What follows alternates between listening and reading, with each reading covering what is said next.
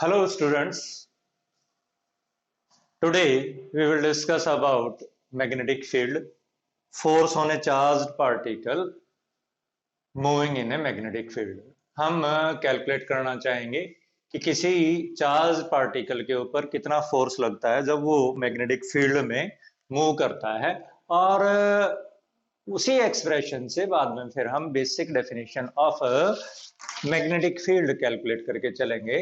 तो बेटा कैसे हम इस चीज को करके चलते हैं, let we see that force on a charged particle in a magnetic field. और फिर यहां से जो एक्सप्रेशन आएगा उसी एक्सप्रेशन से हम कैलकुलेट करके चलेंगे। क्या कैलकुलेट करके चलेंगे? Definition of magnetic field.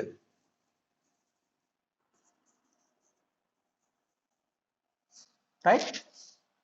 It is found that what is experimental analysis. Experimental analysis क्या कहता है?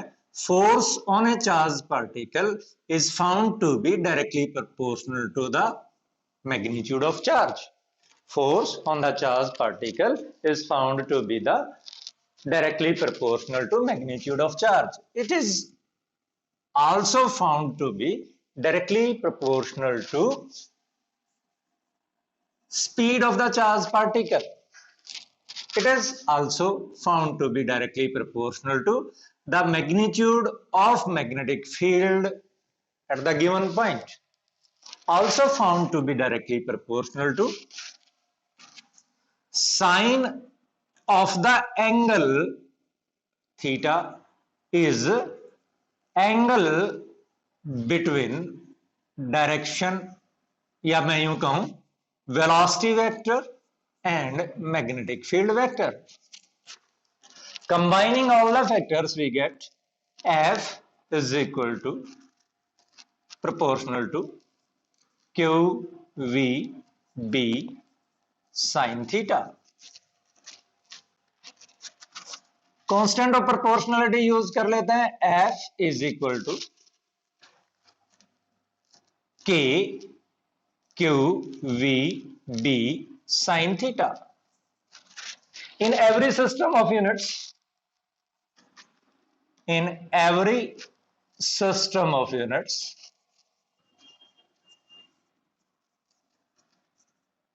it is found that K constant of proportionality is found to be 1. Therefore, F is equal to QVB sin theta. This is the relation. We can write it in vector form. F is equal to Q into V cross B. This is all experimental analysis. From this relation we can write, or experimentally it is found that force acting on the charged particle is perpendicular to the velocity vector of the charged particle. Force acting on the charged particle is perpendicular to the velocity vector of the charged particle. Also, force acting on the charged particle is perpendicular to the direction of magnetic field. So as we have written, the force on the charged particle is equal to Q into V cross B. Therefore, direction of force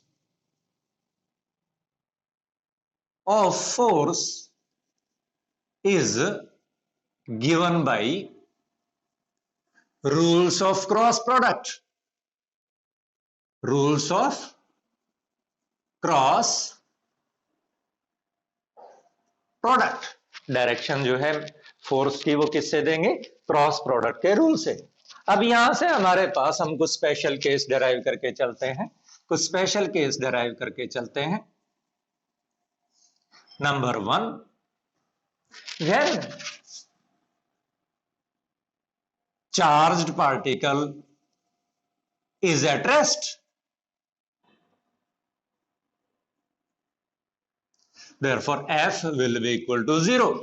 अगर हमारा charge particle अगर rest के ऊपर है तो force कोई भी experience नहीं करेगा, क्योंकि जो आपका स्टेशनरी चार्ज होता है वो आपका मैग्नेटिक फील्ड प्रोड्यूस नहीं करता। यहां पर फोर्स लगने का कारण ही यही है। और क्या लगने का कारण है? फोर्स लगने का कारण यहां पर है कि भाई मूविंग चार्ज आपका मैग्नेटिक फील्ड प्रोड्यूस करता है और दो मैग्नेटिक फील्ड आपस में एक दूसरे के साथ इंटरेक्ट करते हैं। That is why force is experienced by the charge particle. तो यहां पर हमारे पास when charge particle is at rest means when v is equal to 0, तो फोर्स किसके बराबर होगा? 0 के बराबर। Second case, when charge particle is moving in the direction of magnetic field.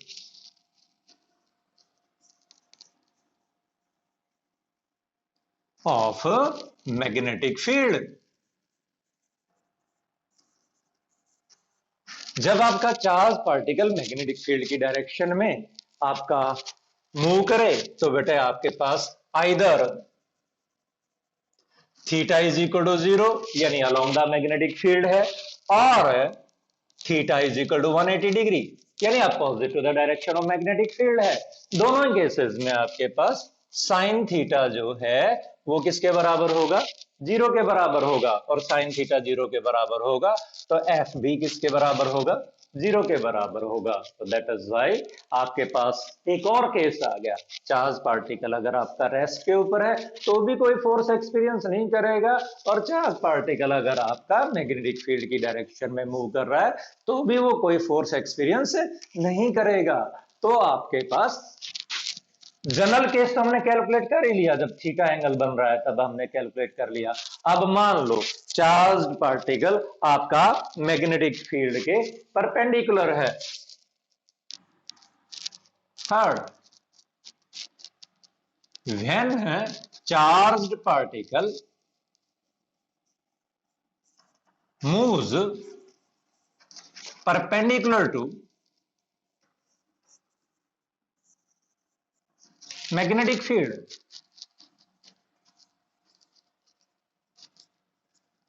तो आपका थीटा किसके बराबर होगा? 90 डिग्री के बराबर होगा, और F is equal to QVB। F किसके बराबर है? QVB के बराबर है। और इस केस में आपके पास चार्ज पार्टिकल जो है वो मैक्सिमम फोर्स एक्सपीरियंस करेगा। हाँ, अब हम बात करके चलते हैं कि भाई आपके पास इस स्पेशल केस में फोर्स की डायरेक्शन हम चार्ज पार्टिकल के ऊपर एक और रूल से कैलकुलेट करते हैं। किस रूल से कैलकुलेट करते हैं? जिसको हम बोलते हैं Fleming's left hand rule. Fleming's left hand rule किसके लिए है? ये आपका उस स्थिति में जब आपका चार्ज पार्टिकल मैग्नेटिक फील्ड के परपेंडिकुलर आपका अगर मूव कर रहा है, in that case we will calculate the force on the charge particle, direction of force on the charge particle. तो ये क्या है हमारे पास? हमारे पास मान लीजिएगा हमारे पास ये लेफ्ट हैंड है, this is the left hand, और इसमें कौन सी चीज किस चीज को रिप्रेजेंट करती है? If first finger represents the direction of magnetic field, अगर आपका फर्स्ट फिंगर किसको रिप्रेजेंट करता है? डायरेक्शन ऑफ मैग्नेटिक फील्ड को रिप्रेजेंट करता है। Central finger represents the direction of motion of positive charge, जब तक नहीं कहा जाए जब तक पॉजिटिव चार्ज। यानी हमने क्या किया? अपने लेफ्ट हैंड को स्ट्रेच कर लिया। किस डायरेक्शन, कैसे स्ट्रेच कर लिया? कि थंब, फर्स्ट फिंगर और सेंट्रल फिंगर तीनों एक दूसरे के परपेंडिकुलर हैं। तो हमारे पास फर्स्ट फिंगर अगर मैग्नेटिक फील्ड की डायरेक्शन को रिप्रेजेंट करे, सेंट्रल फिंगर अगर हमारी direction of motion of charge को रिप्रेजेंट करे, तो thumb will point out the direction of force experience by the charge particle. यानी अगर हमारे पास this is the first finger,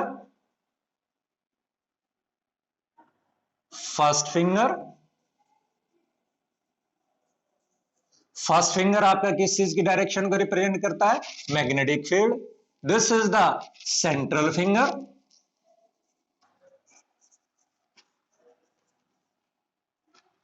central finger किस चीज की डायरेक्शन को रिप्रेजेंट करता है? Velocity vector. किसके लिए? प्लस क्यू के लिए, नॉट माइनस क्यू के लिए, प्लस क्यू के लिए। वेलोसिटी वेक्टर किसका? प्लस क्यू का। देयरफॉर देन आपका जो थंब है, जो इरेक्ट है हमारे पास, ये थंब जो है हमारे पास, थंब ये आपका किस चीज को रिप्रेजेंट करता है? ये आपका फोर्स को रिप्रेजेंट करता है, लाइक दिस। और यहां पर भी मैं एक और बात बता दूं, पहले भी हम डिस्कस कर चुके हैं कि भाई आपके पास F परपेंडिकुलर टू V है, प्योर परपेंडिकुलर टू V है, तो जब भी फोर्स परपेंडिकुलर टू किसके होता है? V के होता है, तो सर्कुलर मोशन होता ही होता है। सेंट्रीपिटल एक्सेलरेशन की डायरेक्शन जो होती है हमारी, वो आपकी वेलोसिटी वेक्टर के परपेंडिकुलर होती है। तो क्योंकि फोर्स आपका वेलोसिटी वेक्टर के परपेंडिकुलर लग रहा है, तो it will act as centripetal force, और चार्ज आपका सर्कुलर मोशन में मूव करेगा। दैट सर्कुलर मोशन में बी प्लेन सर्कुलर मोशन और as well as helical. Plane कब होगा? प्लेन तब होगा जब आपके पास थीटा आपका किसके बराबर है? 90 डिग्री के बराबर है। और अगर थीटा 90 डिग्री के बराबर है, तो आपका डेफिनेटली आपका मोशन कैसा होगा? सर्कुलर मोशन होगा। कैसा सर्कुलर मोशन होगा? In the plane perpendicular to the magnetic field. Magnetic field के प्लेन के परपेंडिकुलर होगा। क्यों होगा? क्योंकि मैग्नेटिक फील्ड की डायरेक्शन में तो कोई वेलोसिटी है ही नहीं। पर अगर मैग्नेटिक फील्ड की डायरेक्शन में भी कोई वेलोसिटी हो, यानी वेलोसिटी जो है वो मैग्नेटिक फील्ड के परपेंडिकुलर नहीं है, तो आपके वेलोसिटी के दो कंपोनेंट हो गए। एक कंपोनेंट वेलोसिटी का हो गया मैग्नेटिक फील्ड के परपेंडिकुलर, जिसकी वजह से सर्कुलर मोशन आएगा, और दूसरा हो गया मैग्नेटिक फील्ड के पैरेलल, उससे आपका मैग्नेटिक फील्ड के अलोंग चलता चला जाएगा। We will discuss this thing helical path का in next lecture. Now let we continue this कि भाई फोर्स हमारा आपका वेलोसिटी के परपेंडिकुलर है, और आपका एक और चीज दी हुई है कि भाई वेलोसिटी जो है that is perpendicular to magnetic field, also force is also perpendicular to the magnetic field. क्यों है? क्योंकि आपका F is equal to Q into V cross B है। तो आपके पास ये एक सर्कुलर मोशन होगा। किस डायरेक्शन में होगा? Plane perpendicular to magnetic field. ऐसे आपके पास ये सर्कुलर मोशन होगा। Now we will discuss first definition of magnetic field. Later on we will calculate radius of circular path inside the magnetic field. तो पहले हम करते हैं क्या? कैलकुलेट करते हैं, हम कैलकुलेट करते हैं definition of magnetic field. Definition of magnetic field. Magnetic field की क्या डेफिनेशन है? अभी हमने डिस्कस किया, experimentally it is found that F is equal to QVB sine of theta. F किसके बराबर फाइंड आउट हुआ हमारा? QVB sine theta. Q आपके पास चार्ज है, V आपके पास वेलोसिटी है, B आपके पास मैग्नेटिक फील्ड है, थीटा क्या है? थीटा V और B के बीच में एंगल है। अब हम सर्टेन कंडीशंस लगा देते हैं, छोटी छोटी कंडीशंस लगा देते हैं। Let V is equal to 1 unit, Q is equal to 1 unit, theta is equal to 90 degree. What will happen? V को भी हमने क्या लिख दिया? 1 यूनिट लिख दिया। Q को भी हमने क्या लिख दिया? 1 यूनिट लिख दिया। थीटा को हमने किसके बराबर लिख दिया? 90 डिग्री के बराबर लिख दिया। तो हमारे पास B किसके बराबर आ जाएगा? B आ जाएगा F के बराबर। तो ये डिफाइन हो गया हमारे पास मैग्नेटिक फील्ड। क्या हुआ magnetic field? Magnetic field at A point, magnetic field at a point is the क्या चीज है? Force. Magnetic field at point is the, what is this? Force. किसने एक्सपीरियंस किया? Experienced by a unit charge. Force experienced by a unit charge. Unit charge ने कितना force experience किया? कब? when moving with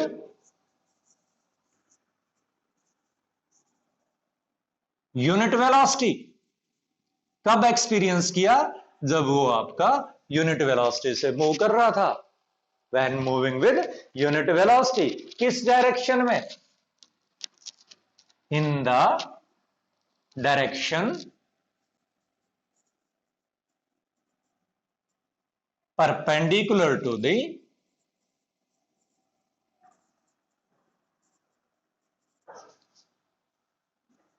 magnetic field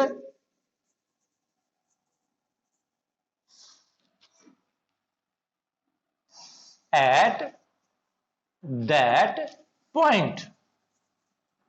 तो ये हमारे पास magnetic field जो है वो आपके पास डिफाइन हो गया कि भाई magnetic field at A point is the force. Magnetic field at a point is the force experienced by a unit charge when moving with unit velocity in the direction perpendicular to the magnetic field at that point. तो ये definition आपके पास force की हो गई. Now what is the dimensional formula for magnetic field and what will be the SI unit and CGS unit of magnetic field. So what is dimensional formula of magnetic field? Dimensional formula आपका dimensional formula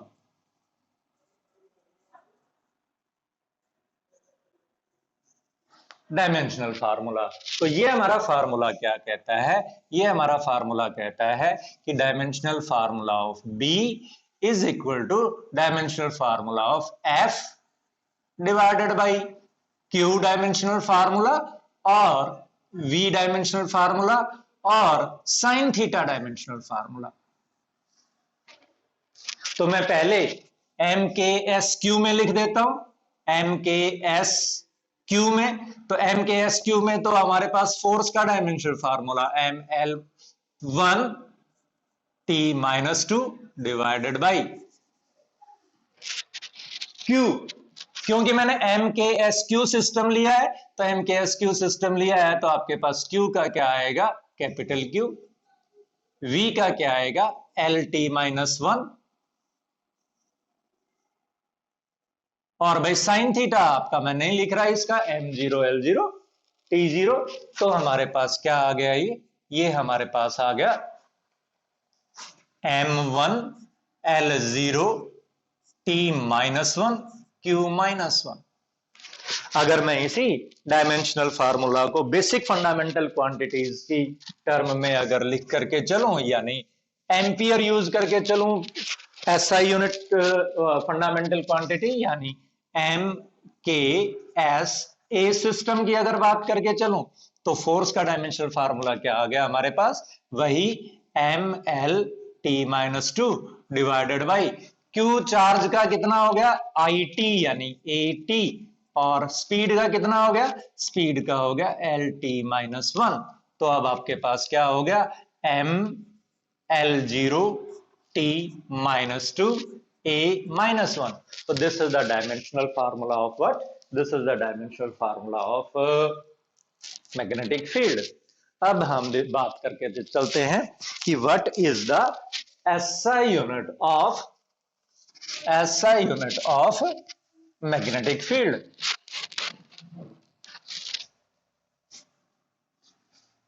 SI unit of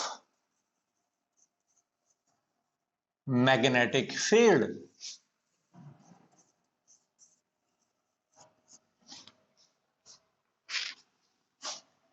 SI unit of magnetic field is Tesla T. By definition, B will be equal to 1 Tesla if Q is equal to 1 coulomb,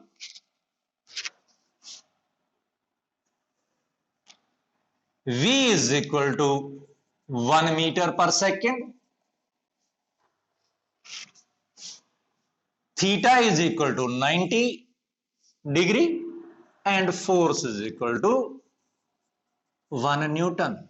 means अगर कोई charge particle, कितना charge particle, 1 coulomb का charge particle 1 metre पर second की speed से दौड़ रहा हो परपेंडिकुलर डायरेक्शन में मैग्नेटिक फील्ड के में, अगर फोर्स किसके बराबर एक्सपीरियंस करे, 1 न्यूटन के बराबर एक्सपीरियंस करे, तो मैग्नेटिक फील्ड किसके बराबर होगा, 1 टेस्ला के बराबर होगा। तो हमारे पास क्या हो गया, 1 Tesla, 1 Tesla is equal to 1 Newton divided by 1 meter per second divided by 1 coulomb. This is 1 Tesla. CGS unit is Gauss.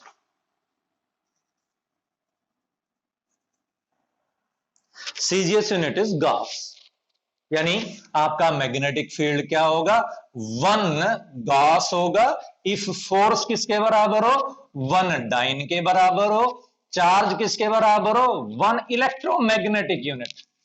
Electrostatics में और इलेक्ट्रोमैग्नेटिज्म में चार्ज की सीजीएस यूनिट डिफरेंट है।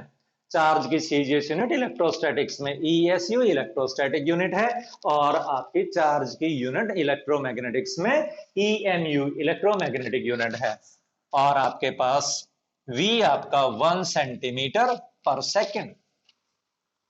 तो यहां से हमारे पास 1 गॉस कैलकुलेट होकर के आ गया, 1 गॉस इज इक्वल टू किसके बराबर आ गया, 1 gauss is equal to 1 dyne divided by 1 EMU multiplied by 1 centimetre पर सेकेंड। यहां पर भी थीटा जो है वो हमारा किसके बराबर है, 90 डिग्री के बराबर है।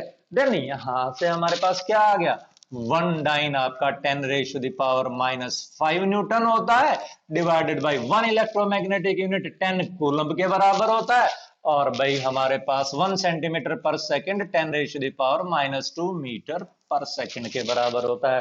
तो अगर हम इसको सॉल्व करके चलें तो ये आपके पास किसके बराबर आ गया, 10⁻⁻⁴ गॉस।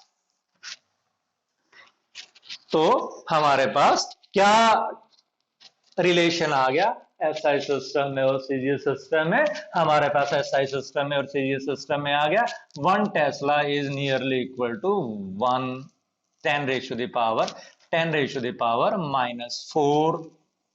गॉस। और हमारा अर्थ जो है वो किस तरह से बिहेव करता है, मैग्नेटिक फील्ड की तरह बिहेव, मैग्नेट की तरह बिहेव करता है, उसका मैग्नेटिक फील्ड भी of the order of Gauss है। इक्वेटर पर नियरली इक्वल टू 3 गॉस के आसपास है, और जो कि इक्वेटर के ऊपर आपका डबल होकर के नियरली इक्वल टू 6 के गॉस के आसपास हो जाता है। आपकी जो एमआरआई की मशीनें होती हैं उनमें मैग्नेटिक फील्ड आपका हाई होता है, 1 टेस्ला के आसपास होता है, 1.5 टेस्ला के आसपास होता है। अगर आप किसी एमआरआई वाले से बात करोगे, पूछोगे आपकी मशीन कितने टेस्ला की है, तो वो बताएगा कि भाई मेरी 2 टेस्ला की है, 1.5 टेस्ला की है। इसीलिए एमआरआई जब करते हैं तो कोई भी आपकी मैग्नेटिक ऑब्जेक्ट आपको नहीं पहनने देते हैं, सब कुछ आपका मैग्नेटिक ऑब्जेक्ट सब कुछ निकलवा लेते हैं।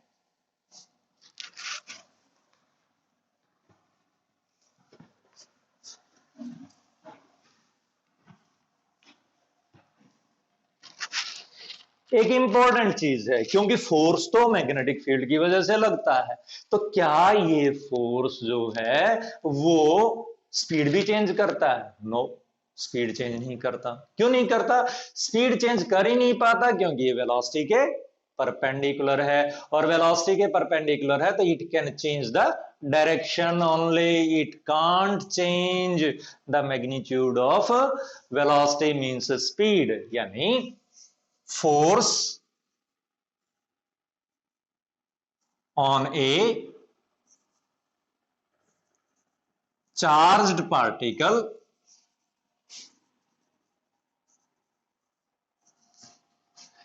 कैन, फिर बता रहा हूं, कैन ऑलवेज नहीं, can change the velocity. Velocity में केवल डायरेक्शन, मैग्नीट्यूड नहीं, और मोमेंटम cannot change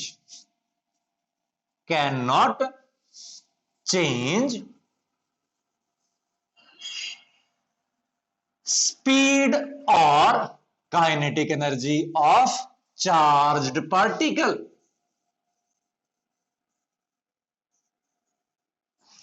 क्या नहीं चेंज कर सकता? It can not change the speed और kinetic energy of the charged particle.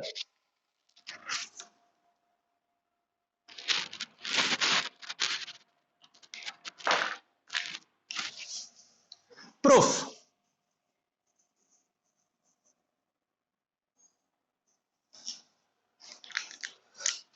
क्या प्रूफ है? देखिएगा बेटा, हमारे पास क्या है, F is equal to Q V cross B। अब F is equal to Q V cross B है, तो फोर्स तो लग रहा है, फोर्स इज हियर, तो एक्सेलरेशन इज हियर, तो वेलोसिटी तो चेंज होगी। अब वेलोसिटी दो तरीके से चेंज हो सकती है, या तो उसका मैग्नीट्यूड चेंज हो या फिर उसकी डायरेक्शन चेंज हो, या दोनों चेंज हो। बट यहां पर केवल क्या है, मैग्नीट्यूड चेंज नहीं होगा, डायरेक्शन चेंज होगी। हम प्रूव करके बताएंगे कि वेलोसिटी का मैग्नीट्यूड चेंज नहीं होगा। कैसे भाई? क्रॉस प्रोडक्ट के रूल क्या कहते हैं? क्रॉस प्रोडक्ट के रूल कहते हैं F is perpendicular to V। F किसके परपेंडिकुलर है? F is perpendicular to V। और अगर हमारे पास F परपेंडिकुलर किसके है? V के परपेंडिकुलर है, then definitely dot product of two vectors will be equal to 0। तो क्या होगा, हमारे पास दो वेक्टर्स का डॉट प्रोडक्ट जब वो आपस में क्या हो, परपेंडिकुलर हो, तो क्या होता है? 0 होता है। और हमारे पास क्या है? F dot V। F dot V तो एक फिजिकल क्वांटिटी है, and what is that physical quantity? That physical quantity is power. Power is equal to 0।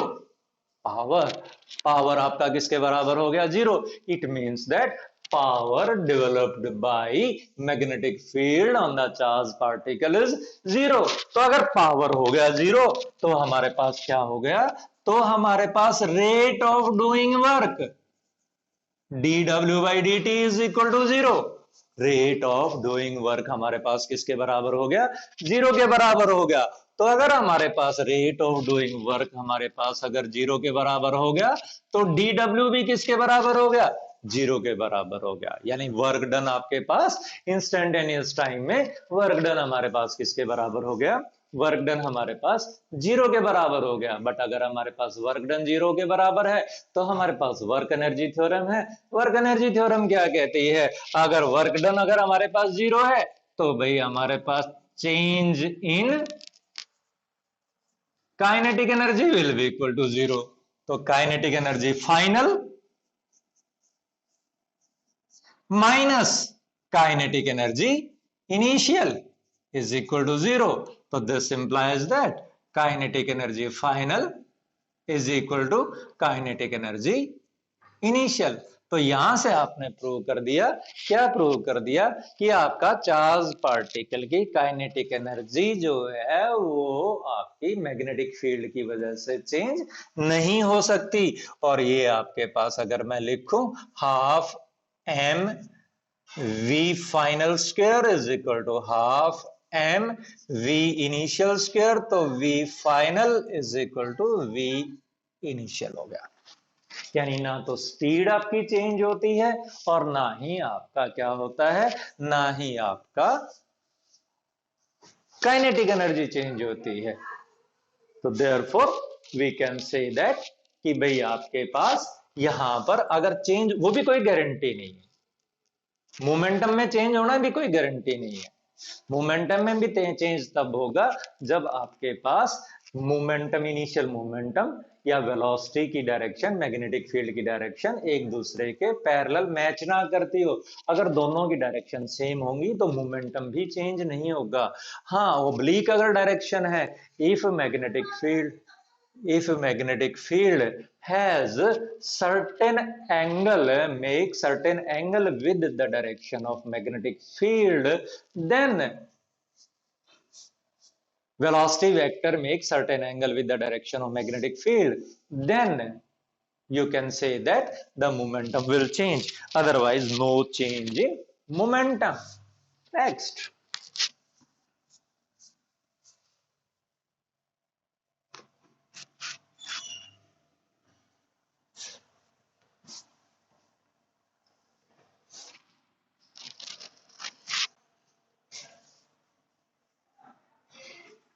radius and time period of circular path of charged particle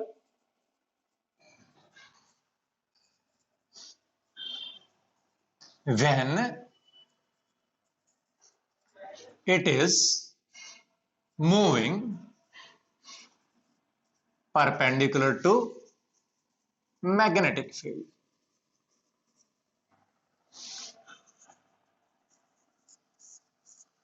Radius and time period of the charged particle when it is moving perpendicular to the magnetic field.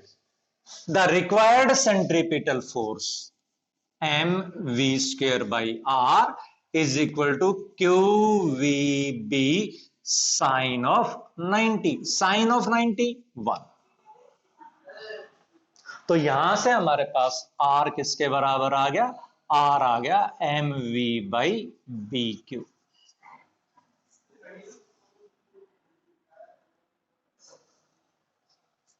What is time period? Time period किसके बराबर है, time period आपका t is equal to distance travelled 2 pi r upon speed.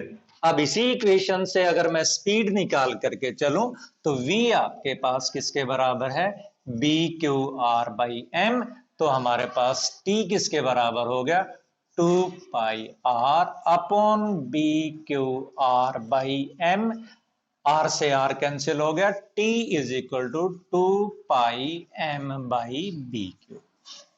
यानी time period of a charged particle inside a magnetic field does not depend upon speed and radius of circular path. वो केवल specific charge के ऊपर depend करेगा, Q by M के ऊपर depend करेगा, M by Q के ऊपर डिपेंड करेगा. तो ये आपके पास टाइम पीरियड हो गया. आपके पास फ्रीक्वेंसी ऑफ रिवॉल्यूशन की अगर हम बात करके चलें तो B Q divided by 2 pi M. Right? Now we will discuss under different conditions what will be the radius of circular path.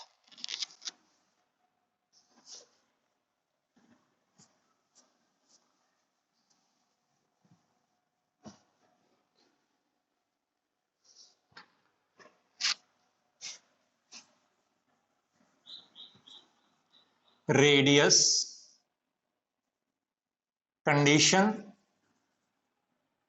या मैं यूं कहूं comparison of radius of circular path of different charged particles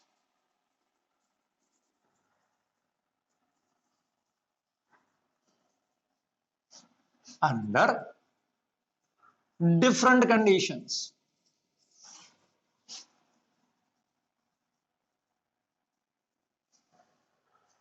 First,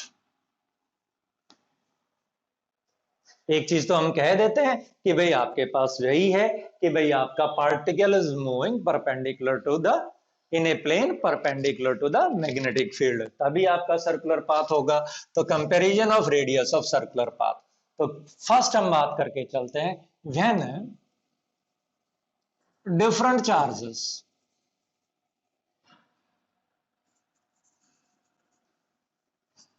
enters the magnetic field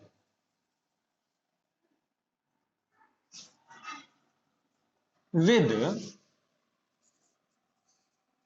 same speed। हम मान लेते हैं कि different particles आपके मैग्नेटिक फील्ड के अंदर सेम स्पीड से एंटर कर रहे हैं, तो आपके पास कैसे वो होगा। मान लो ये मेरे पास मैग्नेटिक फील्ड है,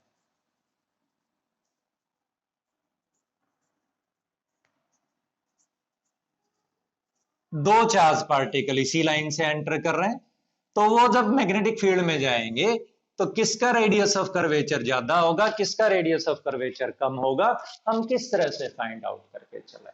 ये कर्वेचर कह रही है R1 कम है, R2 ज्यादा है, हमें कैसे पता चलेगा। तो हमारे पास फार्मूला है mv²/r is equal to BQV, V से V कैंसिल हो गया, तो R आपके पास आ गया mv/BQ। तो यहां से हमारे पास R जो आ गया वो प्रोपोर्शनल टू किसके आ गया, m/q के प्रोपोर्शनल आ गया, क्योंकि आपने कंडीशन लगा दी कि किस स्पीड से एंटर कर रहा है, that is entering with same speed perpendicular to the magnetic field. ठीक है, charge when different charges enters the magnetic field with same speed। ठीक है, एंटर परपेंडिकुलर कर रहा है, तो आपके पास क्या आया, ये R is directly proportional to m/q। तो हमारे पास अगर मैं कैलकुलेट करके चलूं तो R1/R2 is equal to m1/m2 into q2/q1। This is the case 1। यानी आपके पास जिस पार्टिकल का m/q लेसर होगा उस पार्टिकल का रेडियस भी क्या होगा, आपका लेसर होगा। Second case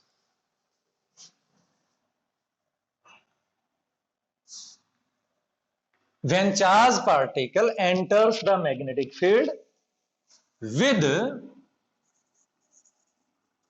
same momentum, linear momentum,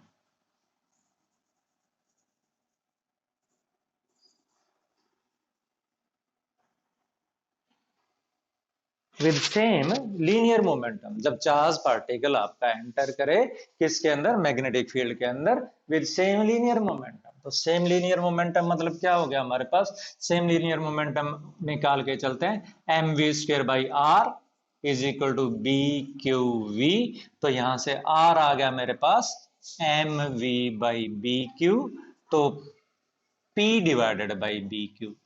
तो अब इसने कह दिया P क्या है, कांस्टेंट है, P कांस्टेंट है, P सेम है दोनों के लिए, तो R is inversely proportional to Q।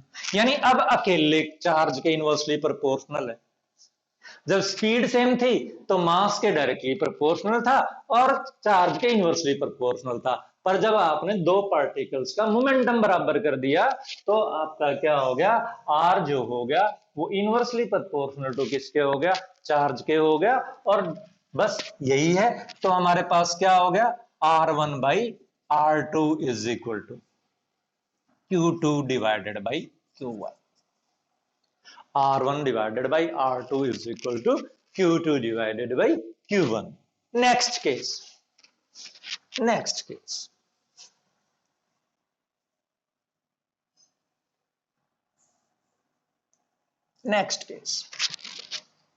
when different charges enters the magnetic field with same kinetic energy। Different charges जब किसी मैग्नेटिक फील्ड के अंदर एंटर करें, कैसे एंटर करें, with same kinetic energy, then what will happen. तो पहले kinetic energy निकालते हैं, mv²/r is equal to BQV, V से V कैंसिल हो गया, V is equal to BQR/m। Kinetic energy किसके बराबर है, kinetic energy is equal to half mv², और हाफ mv² हो गया तो हाफ आ गया m एक नीचे से कैंसिल हो जाएगा, b square q square r square divided by m। या मैं यूं कह दूं ये ऊपर m और नीचे m स्क्वायर, एक m से एक m कैंसिल हो गया। तो r किसके बराबर आ गया मेरे पास? r किसके बराबर आ गया? r के लिए सॉल्व कर लेते हैं, r स्क्वायर के लिए सॉल्व कर लो तो r स्क्वायर के लिए सॉल्व करने लगा तो ये 2m into kinetic energy divided by b square q square. तो r किसके बराबर आ गया? r आ गया square root of 2m into kinetic energy divided by b q। तो यहां से हमें क्या हुआ, हमारे पास सेम मैग्नेटिक फील्ड में दोनों चार्ज पार्टिकल एंटर कर रहे हैं, सेम काइनेटिक एनर्जी के साथ एंटर कर रहे हैं, तो r किसके प्रोपोर्शनल आ गया? r प्रोपोर्शनल आ गया square root of m divided by q। तो यहां से हमारे पास क्या हुआ, यहां से हमारे पास हो गया r1 बाई r2, दोनों पार्टिकल्स का किसके बराबर हो गया? दोनों पार्टिकल्स का हो गया square root of m1 divided by m2 into q2 divided by q1। ये आ गया हमारे पास जब आपके पास different charge particles same kinetic energy से एंटर करें। अब एक बात है क्या कि भाई चार्ज पार्टिकल को काइनेटिक एनर्जी दी कैसे जाती है? तो चार्ज पार्टिकल को काइनेटिक एनर्जी देने का तरीका है कि हम उसको किसी पोटेंशियल डिफरेंस से एक्सेलरेट करते हैं, और जब उसको पोटेंशियल डिफरेंस से एक्सेलरेट करते हैं तो उसकी काइनेटिक एनर्जी चेंज होती है। तो पोटेंशियल डिफरेंस अगर हम किसी चार्ज पार्टिकल जिसका मैग्नीट्यूड ऑफ चार्ज q के बराबर है और अगर हम उसको v पोटेंशियल डिफरेंस से एक्सेलरेट करें तो वो कितनी काइनेटिक एनर्जी एक्वायर करता है? q into V potential difference. Work done किसके बराबर हो जाएगा? q इंटू वी के बराबर। तो हमारे पास क्या होगा, चार्ज पार्टिकल की काइनेटिक एनर्जी क्या होगी? q into V. तो अब हम डिस्कस करके चलते हैं कि भाई what will happen when with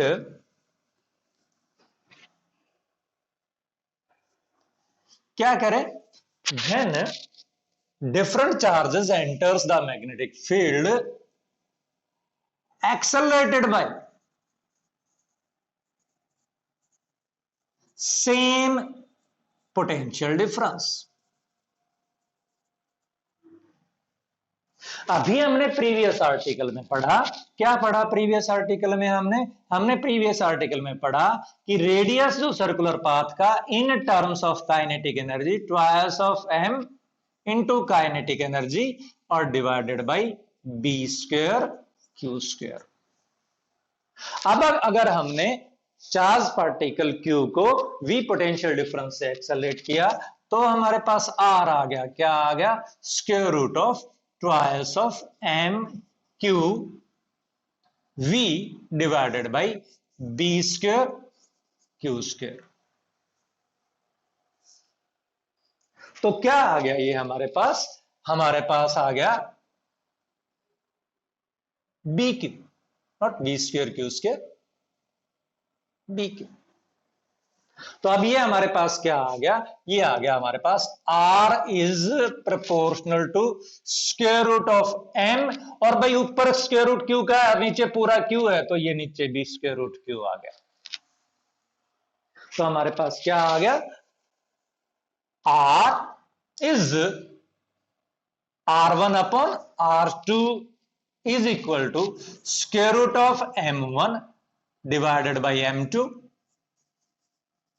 multiplied by square root of Q2 divided by Q1.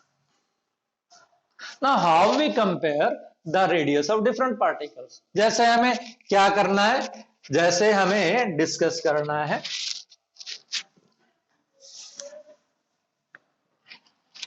एक आपके पास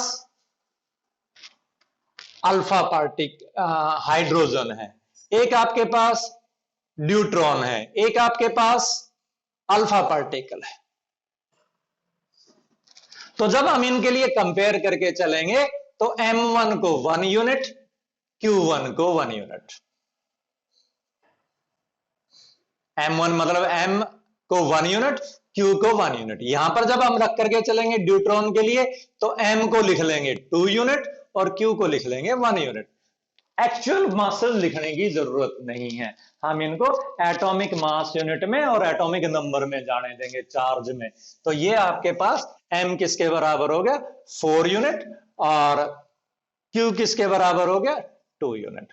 जैसे मैं इसी केस में कैलकुलेट करके चलूं कि भाई R deuteron divided by R alpha क्या है, तो that is square root of mass, directly proportional to square root of mass होता है, तो mass of deuteron 2 divided by mass of alpha particle 4 multiplied by charge of alpha particle 2 और charge of deuteron 1, तो ये आपका 1:1 आ जाएगा। तो इस तरह से हम चार्ज पार्टिकल का radius under different conditions calculate कर सकते हैं। Thank you.